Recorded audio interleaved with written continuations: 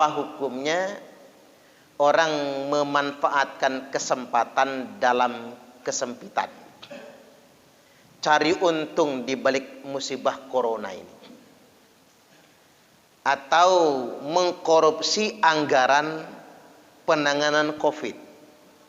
Karena ini gede banget ya Pak ya. Semua anggaran tuh dikerahkan ke situ.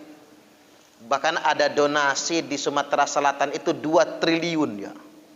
Satu orang donasi 2 triliun untuk menangani COVID. Nah, dana-dana begini kan bisa jadi ada yang memanfaatkan kesempatan dalam kesempitan. Pengalaman kita gempa Liwa kan. Dana bantuan dikorupsi. Apalagi dana COVID ini tanpa pengawasan. Apa hukumnya dalam Islam? Yang jelas itu haram. Karena masuk dalam kategori al-baghyu bi ghairi haqq, mengambil apa yang bukan haknya. Nah, saya ingin buat kias. Penanganan COVID ini sama dengan perang, sama dengan qital, sama dengan kita di medan tempur. Maka orang yang mengambil yang bukan haknya di medan tempur, ghanimah, harta rampasan perang, mengambil sebelum dibagi, namanya gulul.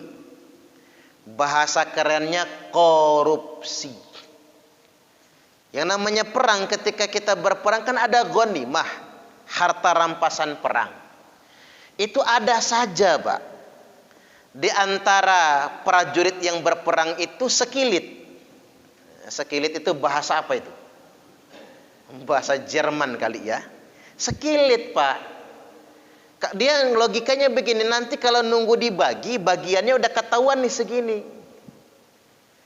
Dia pengen agar orang lain gak tahu, dia pengen punya bagian yang lebih, nyelip duluan gitu. Nyimpen duluan dari harta rampasan perang tersebut. Dan itu terjadi di zaman Nabi. Prajuritnya Nabi, pasukannya Nabi, mereka mengambil kesempatan dalam kesempitan. Ini bahasa fikihnya namanya gulul. Wa may yaghlul ya'ti bima ghalla yaumal qiyamah. Nanti kata Allah, barang siapa yang korupsi, yang nyelap-nyelip ghanimah, nyelap-nyelip bantuan COVID, nyelap-nyelip dana penanggulangan corona, ya'ti bima ghalla yaumal qiyamah. Dia akan bangkit pada hari kiamat nanti dengan memikul barang korupsinya tersebut. Dijelaskan dalam hadis Nabi, mereka akan memikulnya di lehernya. Dan dia akan ditancapkan di punggungnya bendera. Yang bendera tersebut bertuliskan, ini pengkhianat, ini koruptor.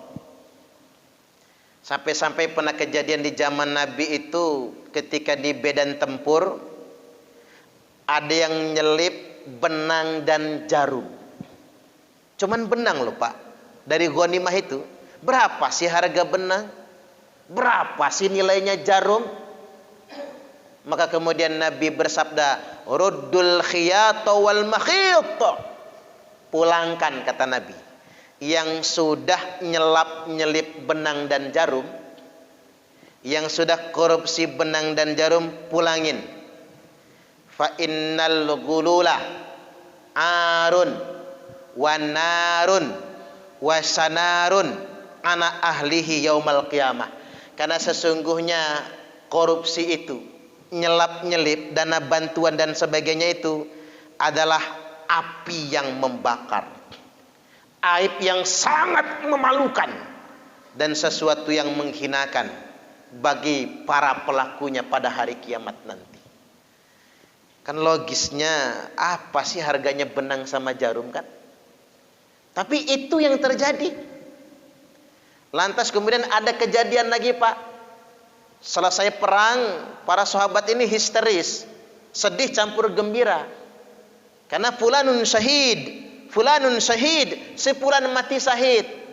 Si fulan mati syahid, sepulan mati syahid. Jawab Nabi, la, tidak. Si fulan tidak mati syahid. Lo ngapa ya Rasul? Karena 1 tali sepatu atau 2 tali sepatu diselipkan di pakaiannya. Enggak jadi dia mati syahid karena dia korupsi harta rampasan perang. Subhanallah. Jihad itu ibadah besar, Pak. Apalagi qitalun fi sabilillah, perang di jalan Allah, taruhannya nyawa. Mati berperang di jalan Allah. Tapi sayang, syahidnya enggak jadi. Syahidnya di cancel gara-gara nyelip duluan tali sepatu. Bukan sepatu nih Pak, talinya doang. Bukan batangan emas, bukan. Bukan uang miliaran triliunan. Makanya yang ngelola dana Covid, saya ingatkan, woi, hidup gak lama. Ida nyelip dana Covid, mati kena Covid juga Pak misalnya. Bukannya mati syahid malah mati sangit yang kayak gitu. Hati-hati sekali, jangan memanfaatkan kesempatan dalam kesempitan. Karena memang selalu begitu Pak. Ada banyak tangan yang tega berbuat nista, kata Ebit GAD. Mudah-mudahan tangan-tangan itu otaknya segera sadar ya. Kita akan menjadi bangsa yang besar kalau kita ringan sama dijinjing, berat sama dipikul, duduk sama rendah, berdiri pun sama tinggi. Yuk kita bergandengan tangan, saling menguatkan satu sama lainnya. Paling penting adalah integritas, kejujuran.